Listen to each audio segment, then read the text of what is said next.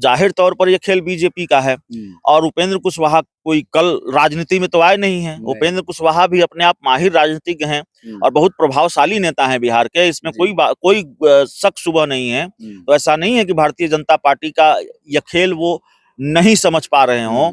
और 2025 के विधानसभा चुनाव के लिए वो नीतीश कुमार पर भरोसा, माफ कीजिएगा, वो बीजेपी पर भरोसा कर पाएंगे कि नहीं कर पाएंगे। ऐसे में जब चिराग पासवान भी बीजेपी के साथ हैं तो जाहिर तौर पर नीतीश कुमार एक बार फिर पाला बदल सकते हैं। नमस्कार, स्वागत है आपका 4 PM में। मैं हूं आपके साथ विशाल। लोकसभा चुनाव खत्म होने के बाद एनडीए के साथ बड़ा खेला होने वाला है। कहा जा रहा है एनडीए के दो बड़े दिग्गज नेता प्रधानमंत्री मोदी यानी एनडीए का साथ छोड़ने वाले हैं, जिसका नाम है उपेंद्र कुशवाहा, एक बिहार के मुख्यमंत्री नीतीश कुमार। हम ऐसा क्यों कह रहे हैं, हम तमाम जानकारी लेंगे हमारे सहयोगी अभिषेक मिश्रा के साथ। जिस तरीके से हमने बताया दर्शकों को, तो ऐसा हम क्यों कह रहे हैं? आपके पास ये जवाब है?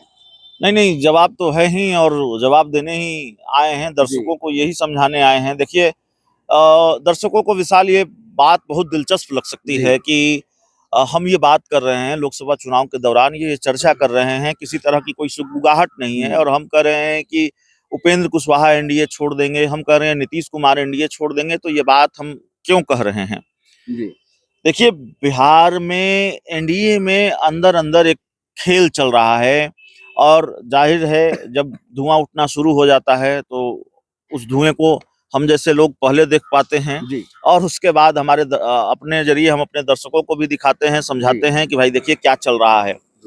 तो हम ये बात इसलिए कह रहे हैं, भारतीय जनता पार्टी अपने कहे मुताबिक, भारतीय जनता पार्टी के राष्ट्रीय अध्यक्ष जेपी नड्डा क्या कहते हैं, क्षेत्रीय पार्टियों को समाप्त होना होगा। उनका अस्तित्व सिर्फ बीजेपी रहेगा, नहीं, राष्ट्रीय पार्टियां रहेंगी, उनका अस्तित्व समाप्त हो जाएगा।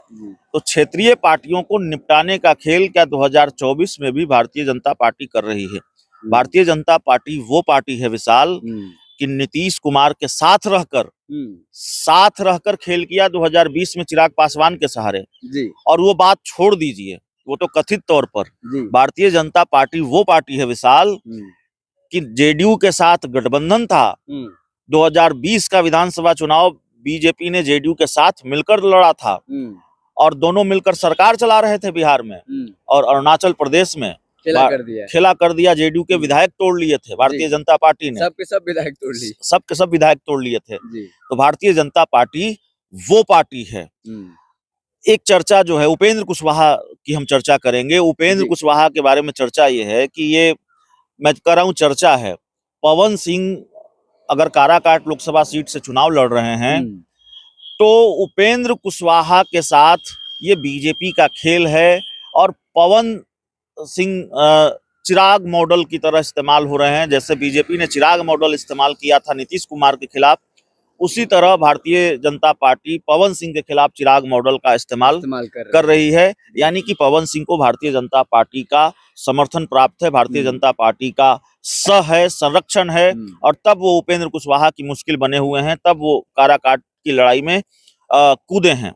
इस तरह की चर्चा है और ये चर्चा बहुत गर्म है बिहार के राजनीतिक गलियारों में। अब आप बताइए, जो मेरी जानकारी है, अगर गलत होंगे तो दर्शक भी करेक्ट करेंगे, आप भी बताइएगा, पवन सिंह ने भारतीय जनता पार्टी ज्वाइन की थी या नहीं की थी? जी, की थी। पवन सिंह ने भारतीय जनता पार्टी ज्वाइन की थी। तो पवन सिंह अगर एनडीए उम्मीदवार के खिलाफ चुनाव लड़ रहे हैं और एनडीए उम्मीदवार के खिलाफ चुनाव लड़ रहे हैं, चुनावी अभियान भी शुरू कर दिया है, तो पवन सिंह के खिलाफ भारतीय जनता पार्टी ने कोई एक्शन क्यों नहीं लिया? बिल्कुल, ये पवन सिंह को पार्टी से क्यों नहीं निकाला? तो जाहिर तौर पर यह खेल बीजेपी का है।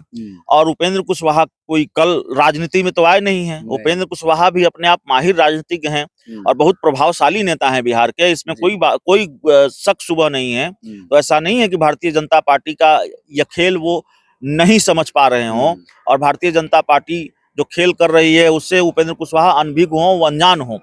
तो जाहिर तौर पर अगर उपेंद्र कुशवाहा ये सीट हार गए भारतीय जनता पार्टी के खेल की वजह से, तो भारतीय जनता पार्टी के साथ उपेंद्र कुशवाहा की दोस्ती जाहिर तौर पर टूटेगी। इसीलिए हम ये कह रहे हैं कि उपेंद्र कुशवाहा और एनडीए का रिश्ता ज्यादा दिन तक चलेगा नहीं, लोकसभा चुनाव के बाद दोस्ती टूटेगी।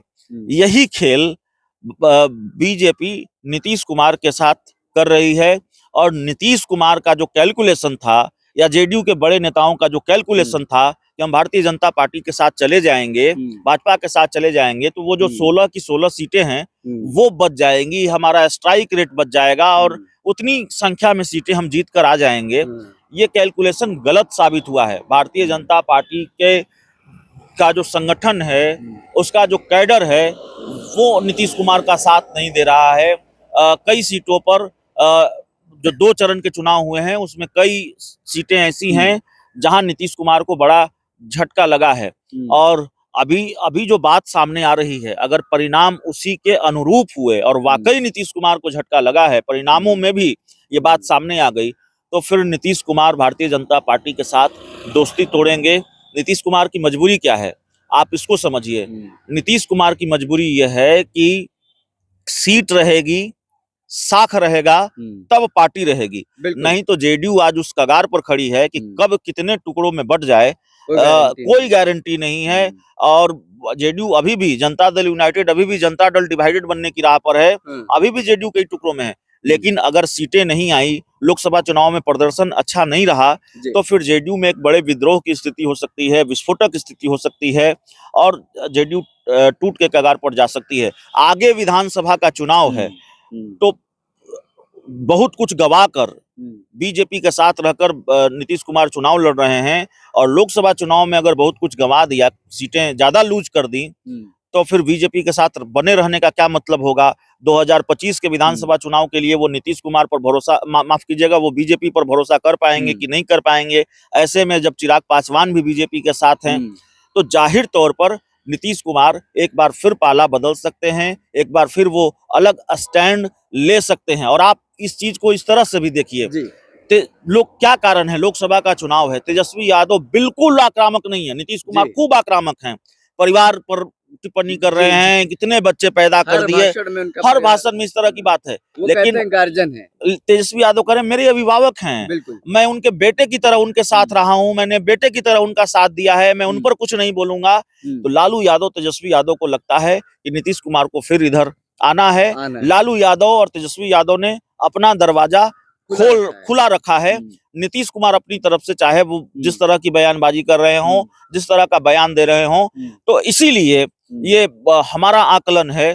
और जो बात मुझे समझ में आती है कि 2024 के लोकसभा चुनाव के बाद ये जो 2 नेता हैं एनडीए के, वो एनडीए का साथ छोड़ रहे हैं, एनडीए से अलग हो रहे हैं, उपेंद्र कुशवाहा और नीतीश कुमार।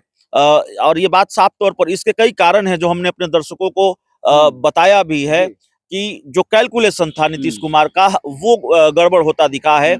और जो बात अभी हम कर रहे हैं वो उस तरह के नतीजे, अगर चुनाव परिणाम, सवाल है, क्या नीतीश कुमार को ऐसे संकेत मिलने लगे जिस तरीके से वो पार्टी दफ्तर में आते हैं, टास्क दिया जाता है कार्यकर्ताओं को, वीडियो कॉन्फ्रेंसिंग जो दूसरा चरण का चुनाव हुआ, वो तो पूरी तरह से जेडीयू के उम्मीदवार थे उन सीटों पर, जिन 5 लोकसभा सीटों पर चुनाव हुए, पूर्णिया, कटिहार, किशनगंज, बांका, भागलपुर। तो इनमें से माना यह जा रहा है कि किशनगंज, कटिहार और पूर्णिया जेडीयू को झटका लगा है। भागलपुर में बहुत कांटे की लड़ाई रही है, बांका जेडीयू के लिए थोड़ा आसान है। तो 5 में से 4 सीट बहुत मुश्किल रही है जेडीयू के लिए। और अगर इन सीटों पर जेडीयू को झटका लगता है और जेडीयू का स्ट्राइक रेट, मैं फिर कह रहा हूं, जेडीयू का स्ट्राइक रेट अगर गिरता है, तो फिर नीतीश कुमार अगर कई सीटें लूज करते हैं 24 के लोकसभा चुनाव में, तो फिर बीजेपी और जेडीयू की दोस्ती नहीं रहेगी। ये बात साफ तौर पर है विशाल। चलिए, देखिए, तो आप समझ चुके हैं पूरा मसला क्या है। 2024 लोकसभा चुनाव के बाद जब 2025 का चुनाव आएगा, तो उपेंद्र कुशवाहा और नीतीश कुमार एनडीए के साथ नहीं रहेंगे। फिलहाल इस खबर में इतना ही। बहुत बहुत शुक्रिया।